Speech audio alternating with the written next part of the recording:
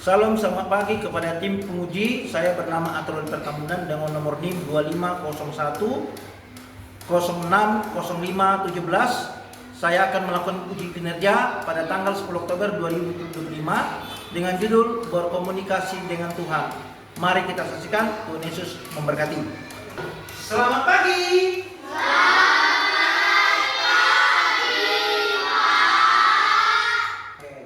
Sebelum kita mulai pembelajaran, kita akan bernyanyi.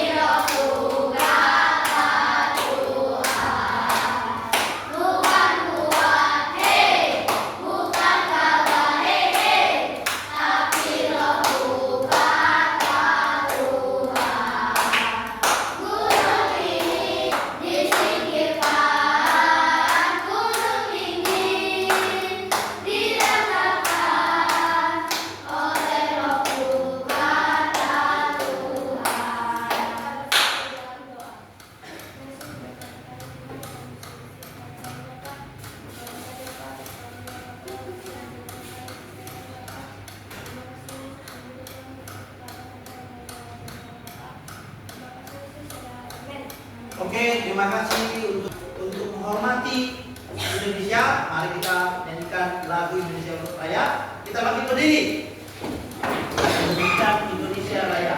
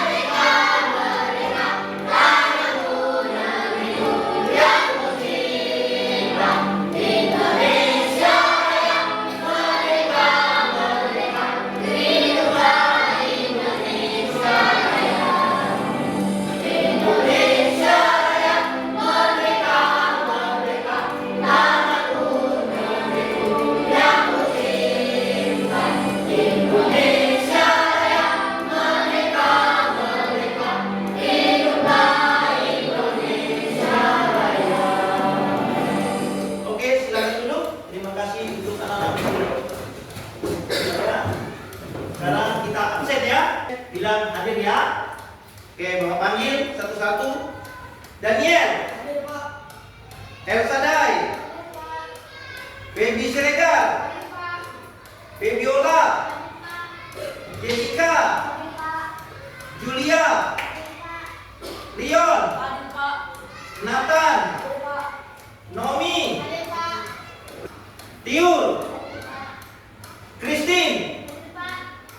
Marcelo. Hadir, Pak. Mikael. Hadir, Pak. Lionel. Hadir, Pak. Oke, sekarang kita is breaking. Ayo kita bangkit berdiri supaya pembelajaran kita bisa lakukan yang terbaik untuk hari ini.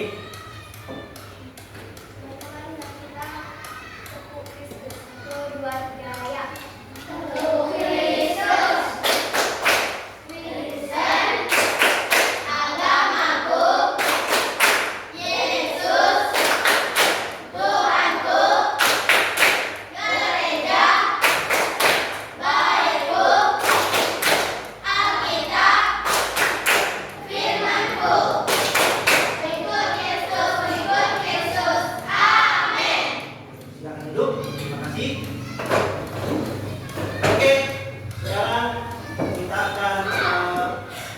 masuk dalam pembelajaran hari ini. Sebelumnya kita kembali kepada pembelajaran sebelumnya, ya. Pembelajaran sebelumnya di bab 4 yang minggu lalu. Siapa yang tahu? Baca dan Alkitab, ya. Apa kemarin poin-poinnya? Coba salah satu sebut. Ya. Iya, membantu dalam berkomunikasi. Kita perlu berkomunikasi dengan siapa? Dengan Tuhan. Bagaimana berkomunikasi dengan Tuhan? Berdoa. Oke, kita akan lihat tujuan dari pembelajaran kita hari ini.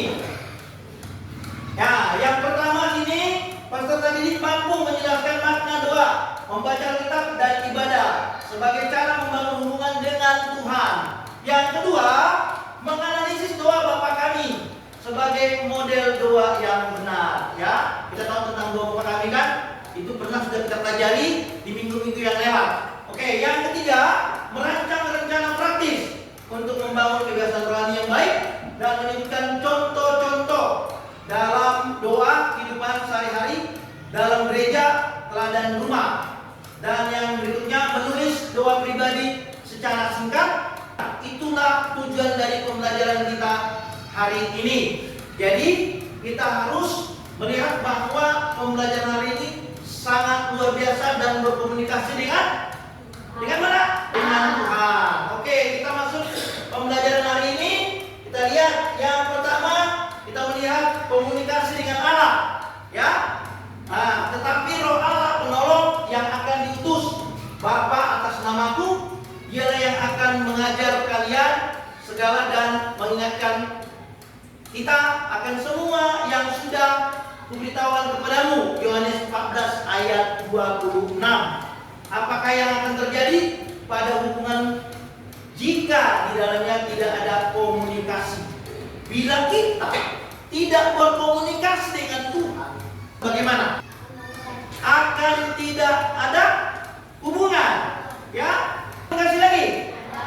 Tidak ada lagi. Makanya kita harus berkomunikasi kepada Tuhan. Dengan cara itulah kita harus berkomunikasi dengan Tuhan. Yang terpenting adalah sebuah hubungan.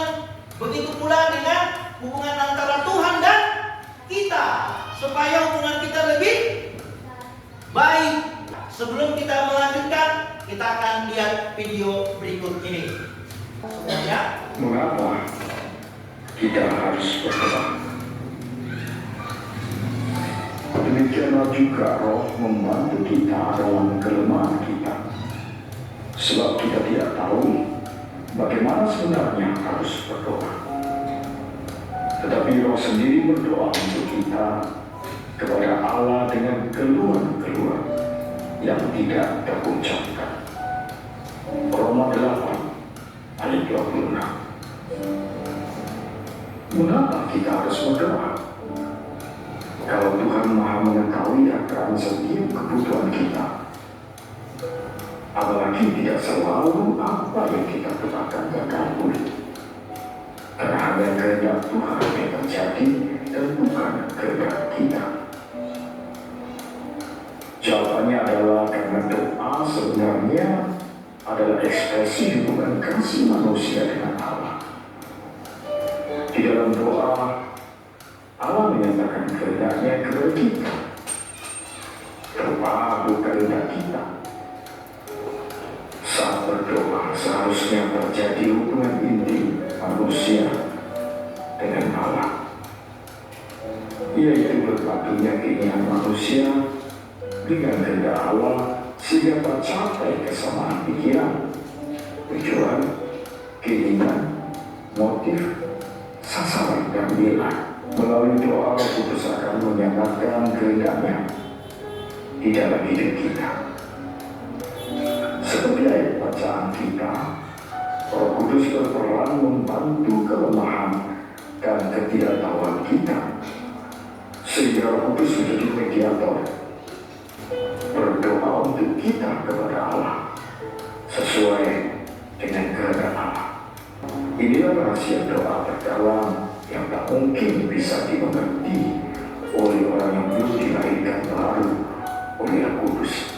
Sebab hubungan intim dua arah di mana melalui anugerahnya Roh Kudus berperan aktif terus menyempurnakan kesadaran kita sehingga semakin sesuai dengan firman dan kehendak. Tetapi menghibur yaitu Roh Kudus yang akan diutus oleh Bapa dalam namaku. Dialah yang akan mengajarkan segala sesuatu kepadamu dan akan mengingatkan kamu akan semua yang telah kukatakan kepadamu. Yohanes 14 ayat 26. Itu sebabnya aktivitas doa bukan pilihan tapi keharusan. Karena sebenarnya kita tidak bisa hidup secara rohani tanpa doa. Mungkin kita tetap hidup, tetapi kualitas dan nilai-nilai yang kita hidupi bukanlah nilai rohani, bukanlah nilai kerajaan surga. Jikalau kamu tinggal di dalam aku dan firmanku tinggal di dalam kamu, mintalah apa saja yang kamu kehendaki dan kamu akan menerimanya. Yohanes 15 ayat 7. Akibat dari hubungan intim melalui doa atau waktu-waktu teduh bersama Allah telah semakin pudar kehendak kita yang egois, yang tidak sesuai kehendaknya, dan digantikan sepenuhnya pengertian akan firman-Nya. Sehingga yang terjadi adalah setiap harapan di dalam doa kita selalu terkabul. Itu sebabnya sekali lagi doa bukan sekedar aktivitas ritual agamawi, bukan sekedar pengisi waktu, juga bukan sekedar pilihan, tetapi keharusan. Anda mengerti?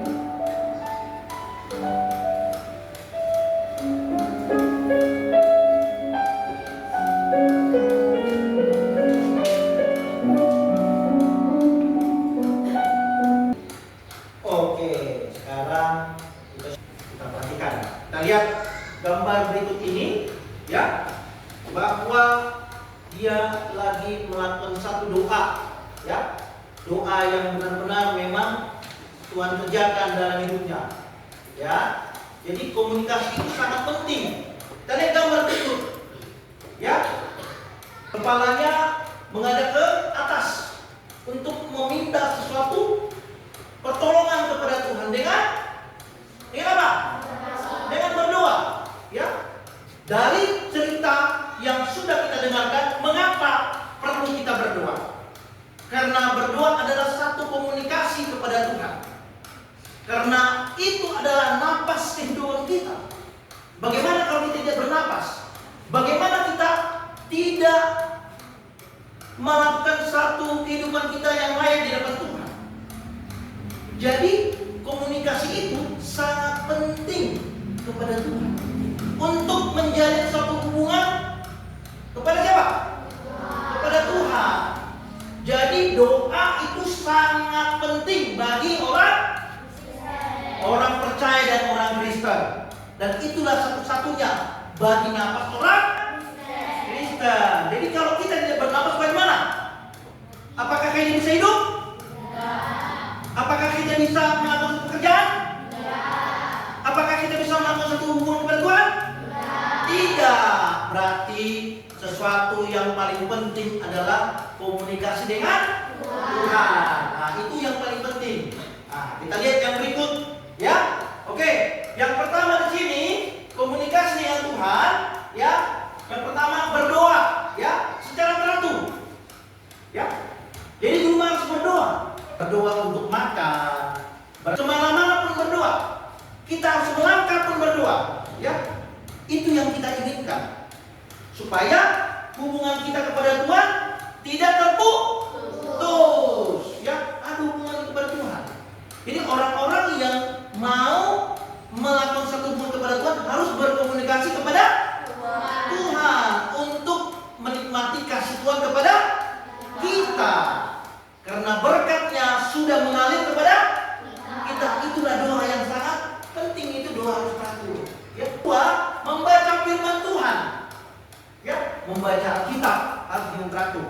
Ya, kita harus memberikan hati kita, memberikan waktu kita untuk membaca firman di rumah, ya, pribadi kita, supaya firman itu benar-benar bisa kita mengerti dan apa yang Tuhan inginkan dari komunikasi yang kita kerjakan.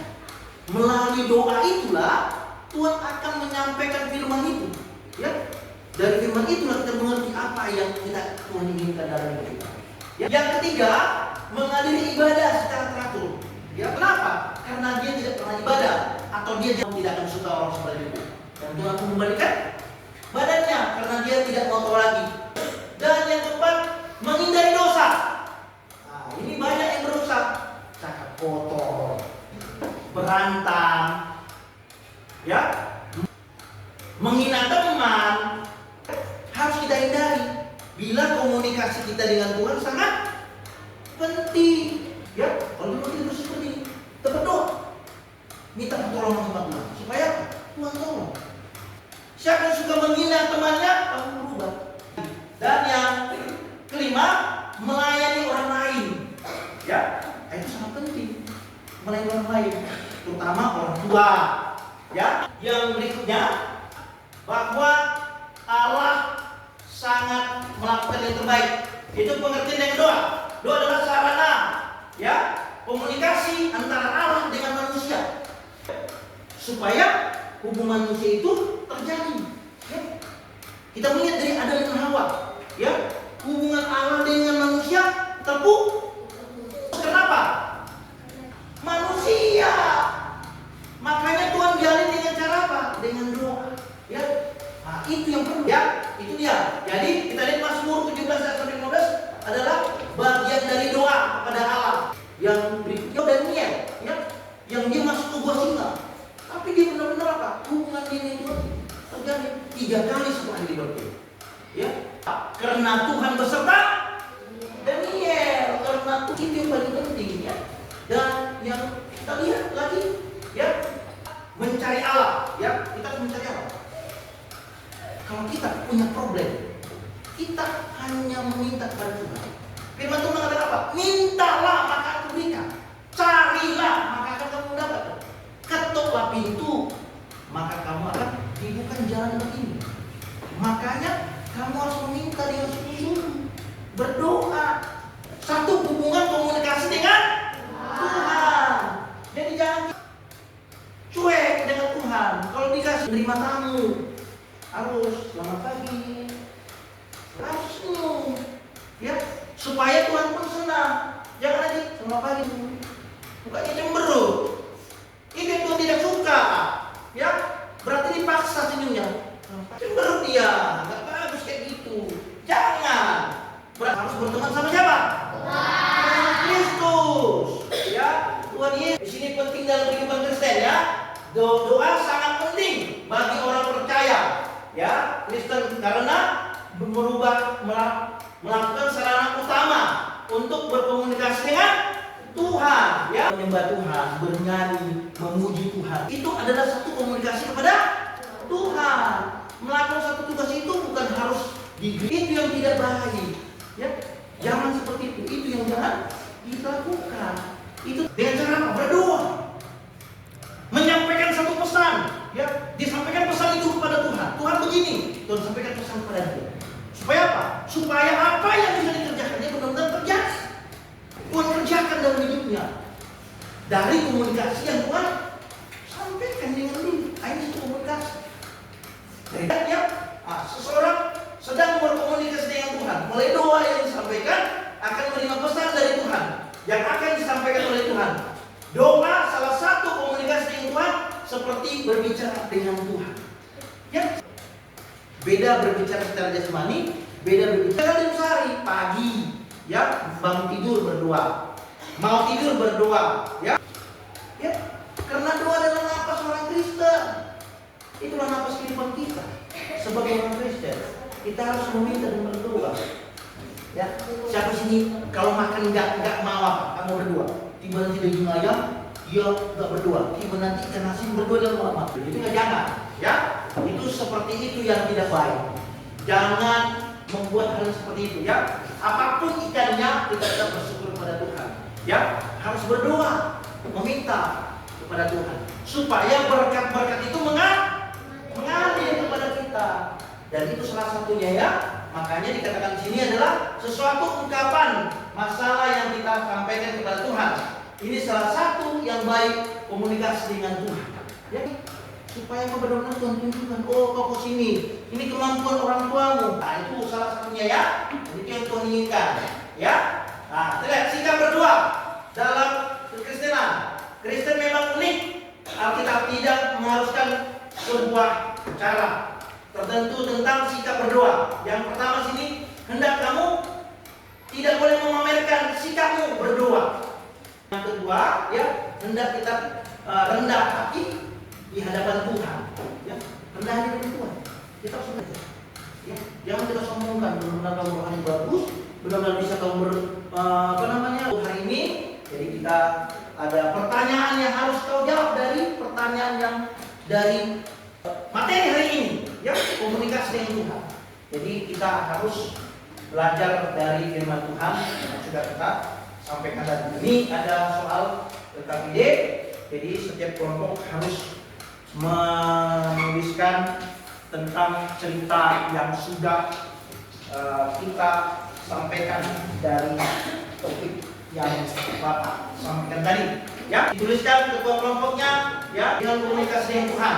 Ya, silakan kerja kelompok sampaikan apa yang sudah kita bicarakan tadi tentang komunikasi dengan Tuhan. Ya, ya, ini kan ada 3.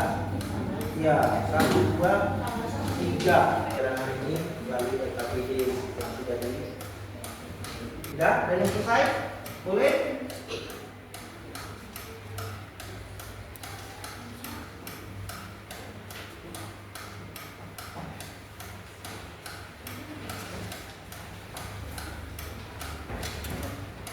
Ya, dan siap presentasinya. Oke, dari kelompok 1.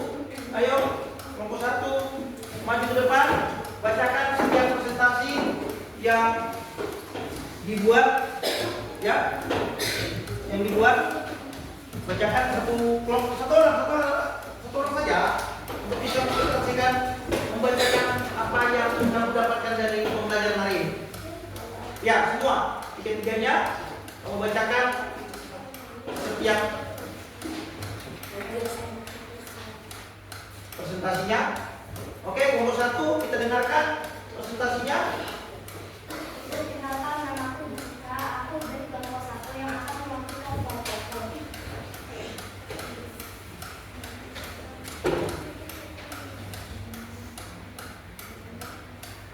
Aku akan berdoa tentang doa dan keluargaku. Aku akan membaca Alkitab Mazmur 91 di setiap pagi. Doa sering disebut sebagai nafas hidup orang beriman. Pernyataan ini ditulis sekali hari ini. Kedua, Tuhan berbicara melalui firman-Nya yang 4. Berdasarkan doa ini, apa syarat yang harus kita lakukan agar kita juga menerima pengampunan dari Allah? Oke, kita terus kelompok 1. Presentasinya kelompok 2. Ayo bacakan. Ya, persiapkan kelompok 3 untuk mempresentasikan kelompoknya.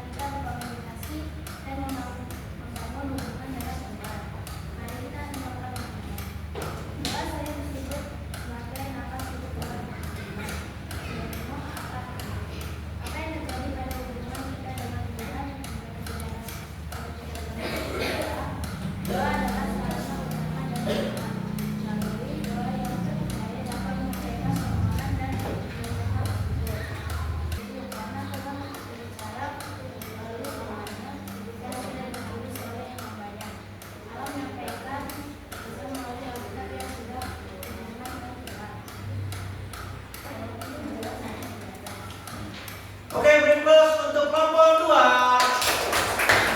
Oke, kelompok 3, silakan maju ke depan. Kelompok 3, Mikael. Akhiri. Kesimpulan.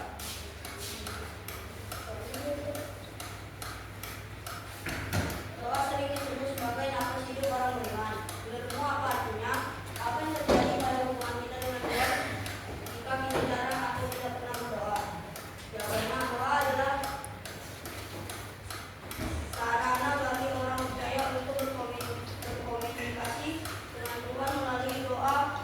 Orang percaya dapat menyampaikan permohonan, memuji dan mengucapkan syukur. Oke, terus kelompok 3. Oke, kita sudah melihat tadi presentasi tentang umum luar biasa, ya. Kita akan akhiri dengan kesimpulan, ya. Sebelum kita masuk dalam kesimpulan, Yonet untuk maju ke depan menyampaikan kesimpulan kita, menggunakan apa pembelajaran kita hari ini yang kamu dapatkan yang sudah saya sampaikan pada hari ini. Silakan. Kesimpulan pelajaran pada hari ini adalah berkomunikasi dengan Tuhan dan berdoa. Oke, terus. Oke, Marcelo.